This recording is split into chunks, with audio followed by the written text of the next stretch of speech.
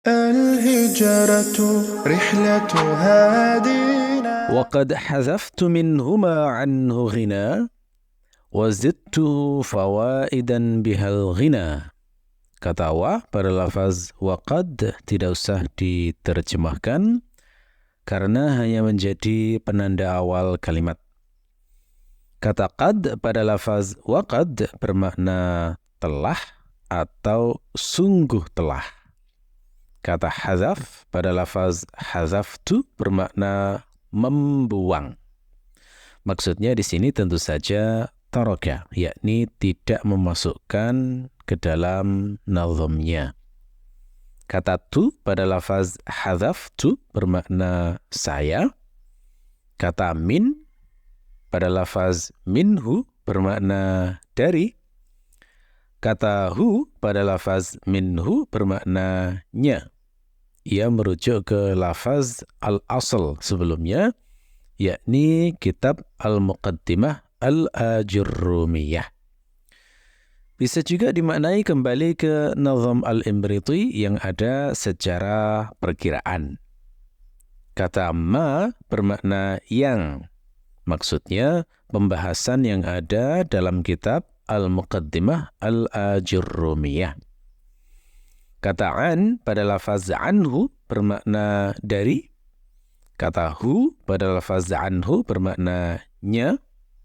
Kata ghina bermakna kecukupan. Maksudnya Al-Imriti membuang pembahasan dalam kitab Al-Muqaddimah Al-Ajurrumiyah yang tidak dibutuhkan dan tidak mengadaptasikannya dalam nazamnya jika pembahasan tersebut dipandang tidak perlu.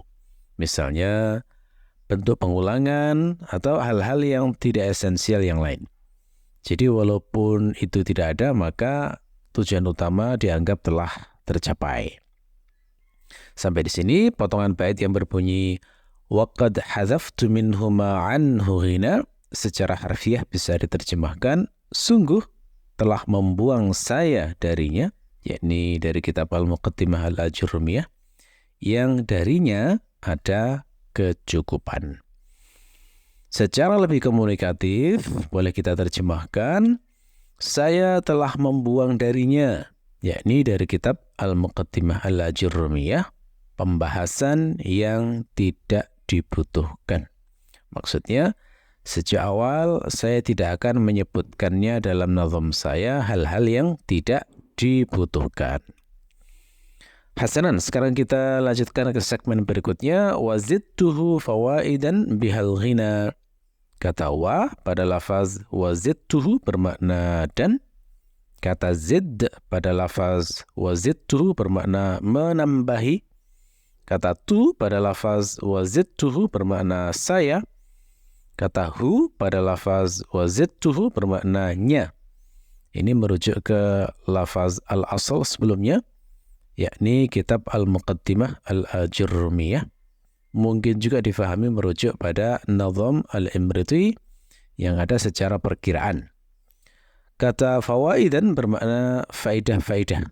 Maksudnya pembahasan-pembahasan. Yakni sebagai kompensasi bahwa Al-Imriti telah membuang sebagian kalimat atau pembahasan, maka Al-Imriti menambahi sejumlah pembahasan baru. Kata bi pada lafaz biha bermakna dengan. Kata ha pada lafaz biha bermakna nya, merujuk ke lafaz fawaidan. Kata al-ghina bermakna kecukupan. Jadi sudah tidak perlu lagi yang lain.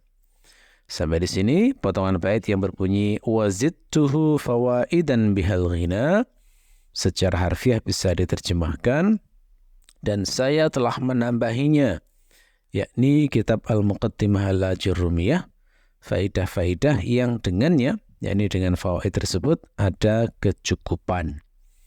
Secara lebih komunikatif boleh kita terjemahkan dan saya menambahinya, yakni kitab Al-Muqaddimah Al-Ajurrumiyah, sejumlah pengetahuan atau pembahasan yang dibutuhkan. Dengan demikian, terjemahan lengkap bait yang berbunyi waqad hadzaftu minhuma anhu ghina wa zidtuhu fawaidan bihal ghina bisa diterjemahkan, saya telah membuang darinya, yakni dari kitab Al-Muqaddimah Al-Ajurrumiyah, pembahasan yang tidak dibutuhkan, dan saya menambahinya, yakni kitab Al-Muqaddimah Al-Ajurrumiyah, sejumlah pengetahuan atau pembahasan yang dibutuhkan. Ringkasnya, Al-Imriti itu melakukan ringkasan terhadap kitab Al-Muqaddimah Al-Ajurrumiyah, tapi bersifat kritis. Yang bisa dibuang maka dibuang, yang kurang lengkap ditambahi. Jadi nazam Al-Imriti itu diharapkan sudah cukup untuk menjadi bekal pelajar pemula bahasa Arab, sehingga tidak harus berpindah dari satu guru ke guru yang lain atau dari satu kitab ke kitab yang lain jika ingin memahami ilmu nahwu secara utuh. Tapi cukup berpegang pada nazam Al-Imriti ini. Karena kasihan juga orang yang mengkaji kitab tebal-tebal tapi perolehan ilmu yang didapatkan sedikit saja karena tidak terlalu faham atau impraktikal sifatnya, alias tidak bisa mempraktekkannya. الهجرة رحلة هادينا حمل الإسلام لنا دينا الهجرة